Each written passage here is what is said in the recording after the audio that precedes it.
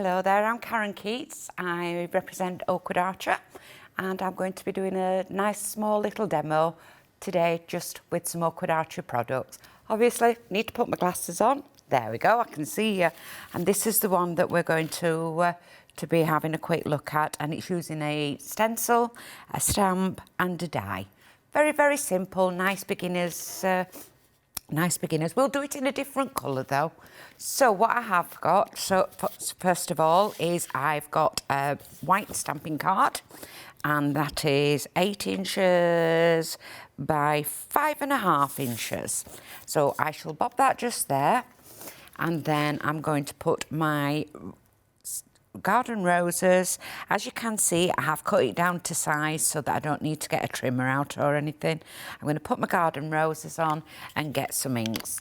And I think what we'll do is we'll go orange and yellow today and 2 different greens. So with stencils, what you can actually do with stencils is you don't have to do them all in one colour. You can do different parts of backgrounds and the same background, or the whole of the background if you want. I've got some little finger brushes, and what I'm going to start off with is the leaf. And I think I will start off, can you see here, there's all these different leaves. I've got dirty hands already. The joys, and I'm going to go in with the green, but I don't want to do it too heavy. I'm just going to do it nice and light, keep dabbing onto my ink. I'm using a dye-based ink. There's any dye-based ink that you can use. There's plenty of inks out there. There's all your distress inks, so you use your favourite one. And all I'm doing is just the green parts with a paler shade of green. And nice and light, not rubbing too hard. It's better to keep working it and keep rubbing it over than trying to put it all thick in one go. And so that's part of the leaves done, just in the nice light green. If your stencil moves, don't worry, just pop it back. It's not going to make a lot of difference. Then let's go for a darker green. Because you can see it's really dark there, I'm bobbing it off onto my glass mat so that I can be a little bit more directional. I want to be more directional. You can get your brushes, the bigger brushes, but a smaller dauber can also give you more easier to guide where you want it. It gives you more accuracy than a big brush. However, I'm sure out there you'll be able to do it with a big brush and everything else. The next thing that we're going to do is, I think we're going to go yellow.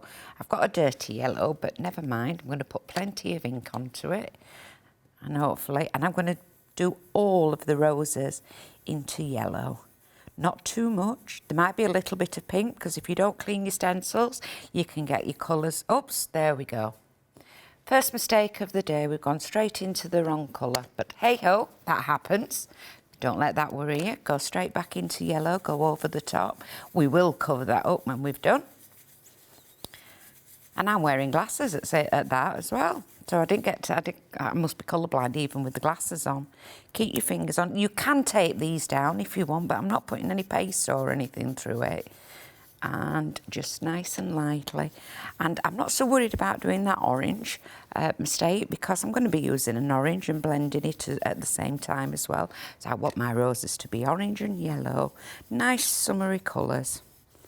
So these are the all the products that I'm using today are from Oakwood Archer. But you can use any dies that you've got, any stencils that you've got. You could even use just little parts of the stencil. However, I'm going to do a nice little embossing thing as soon as we've got the colour on, and that's why I'm doing it all in one go. Now, I know that I put lots of ink on there, so I'm not even going to pop it in yet. There, you see, just bringing it up with the same daub, the same one part of the ink pad. I'm going to just do it a little bit more and make sure we get it off there. So lighten it up. So this one's going to be, I'll tell you what we'll do, we'll hide that. When we've got the rest done with the yellow and the orange, we'll make a feature out of that one because I made a mistake. And just popping orange on all the rest. And what we are going to do, I'm not worried about where it goes, for the simple reason I think my roses are all going to be multicoloured. And this one, the one that we made the mistake on, that I made the mistake on, I'm just going to do much darker. I'm going to keep that as an orange one, just on its own. It'll give a focal point for the card and nobody will know that I made a mistake and picked the wrong colour up. Put my dauber into the wrong colour. So there we go. So you've got your nice lemons, your nice yellows and your oranges, and then we've got the one that's there that's just focal. Mistake, really, mistake, not focal, but don't tell everybody. So the next thing I want to do is I'm going to clean my stencil. I don't suppose, no, it doesn't actually matter. It doesn't matter. I'm going to pop it on top, back to where I got it from, and then I'm going to get my tape and I'm going to stick it down and pop it through my die cutting machine. Now it wants to go onto the rubber mat, so I do know that it needs to go onto this rubber mat, and then the B plate on top of it. So we've got the plate, we've got the rubber mat, and we're going to pop it in. What we're wanting to do is the rubber mat will push the paper through the stencil, and it'll give it a nice embossed, a nice deep etched embossed. So the colours that we have done should come straight out as long as you get it straight. If you don't get it straight, it's not a worry. Nobody will notice that you've not got it straight. So what I'm going to do is I'm just for an extra shim, I'm going to pop my metal underneath it, put my B plate on, and then I'm going to go straight through my die cutting machine. But it's not die cutting, it's just embossing. Here we go.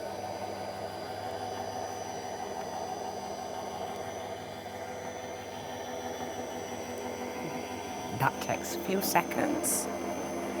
And once we get the reveal, we take the... Now with a rubber mat it can stick, but let's take that through. But you can see the beautiful, absolutely, the way that it's embossed and gone through, and that's just a stencil. Absolutely gorgeous. So that's there. I'm not going to need those two, but I will need the C plate later, and I'll need that later. The next thing that we're going to do is I'm going to stamp with a rose stamp, and I'm still going to use the same colours, and I'm going to show you a cheats way of stamping.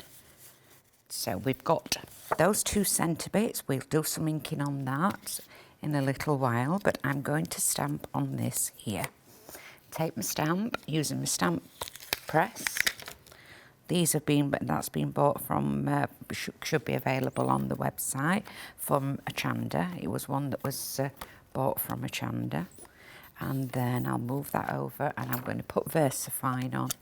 And I'm slightly going to just nice and lightly tap so all the ink comes on. Don't push too hard, because what you can do, you can end up squishing ink. And then bob it down. Now if I just go like that, you might find that it's not fully stamped. What I am going to do is push it a little bit and make sure it all stamps out.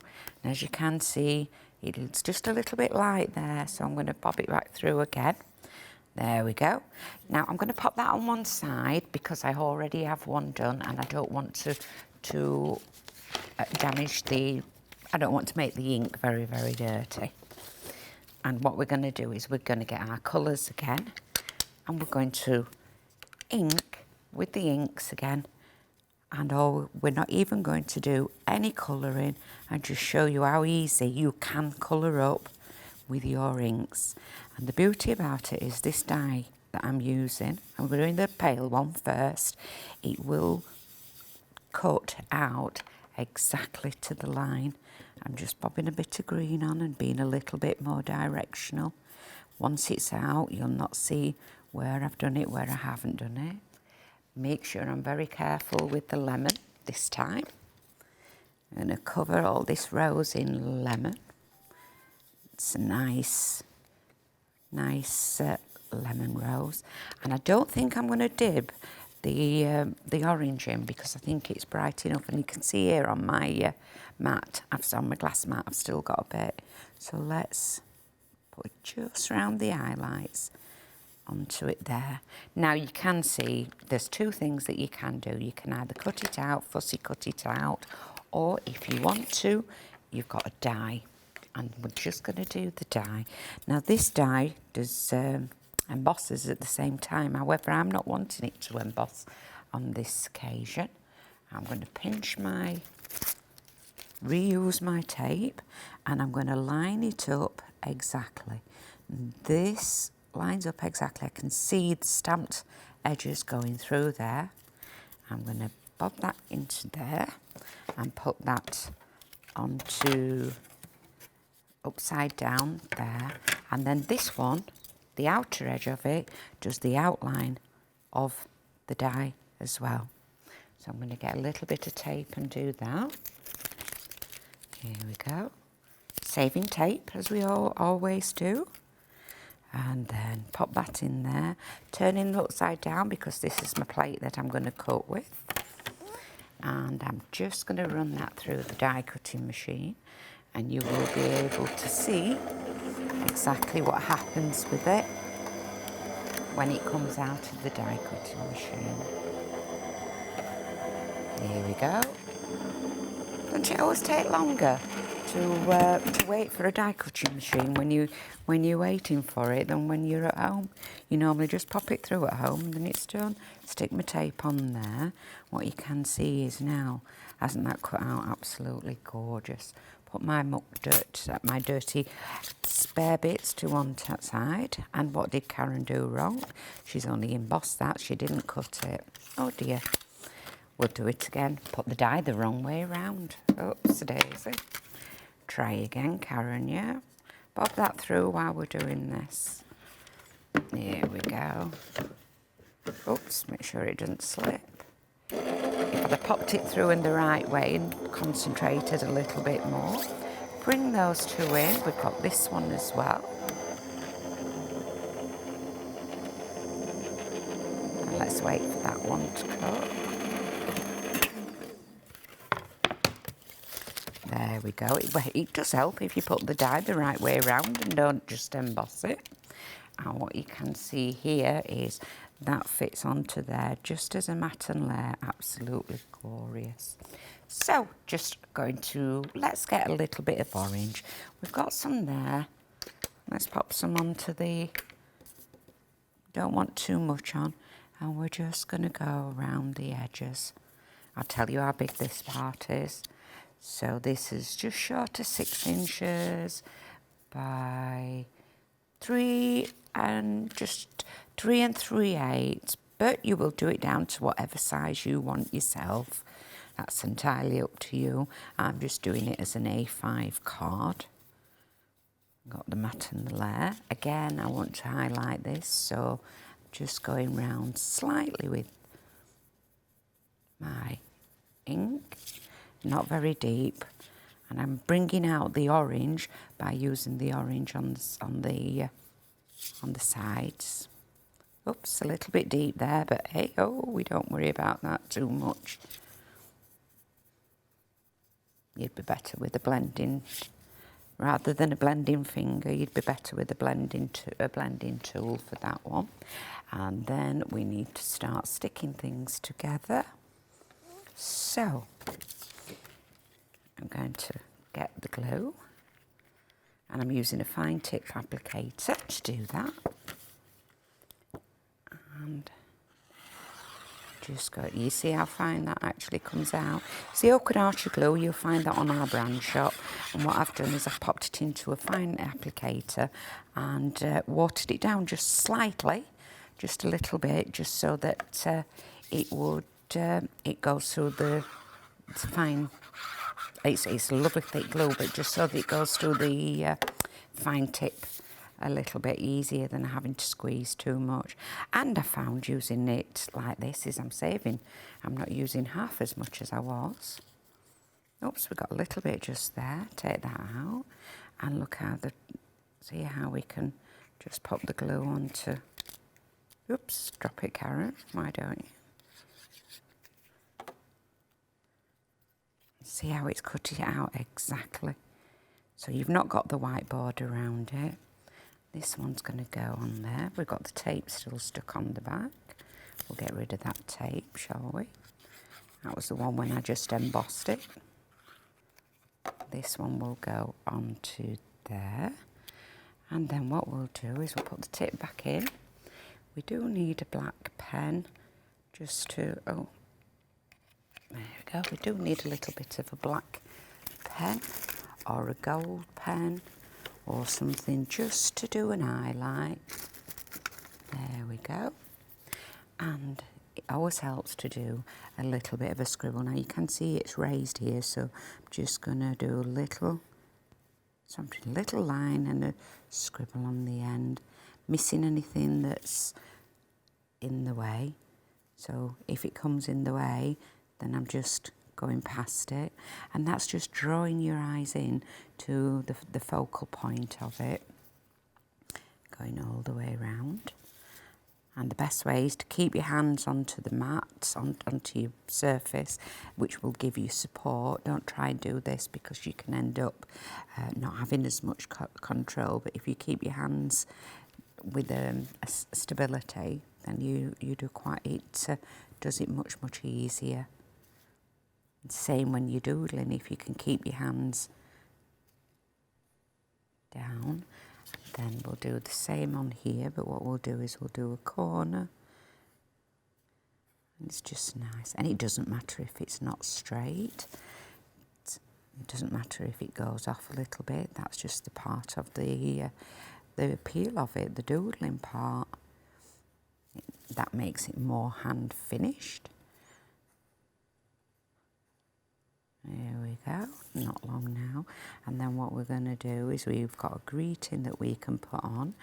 Leave it for whatever greeting you want to put on, or you can put, there we go. And we're going to put it on some foam tape.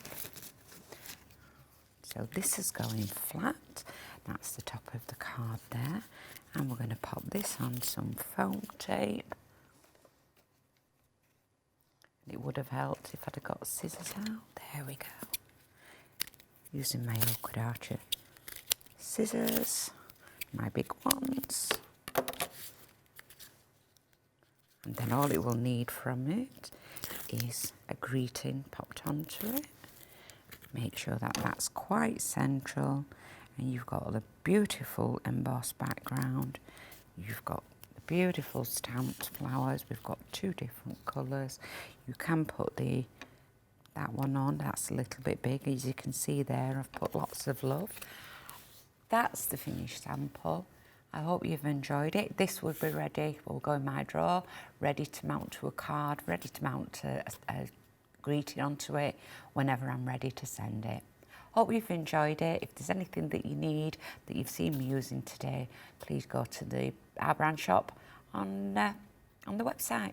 Thank you very much for joining me. Bye-bye now. Bye.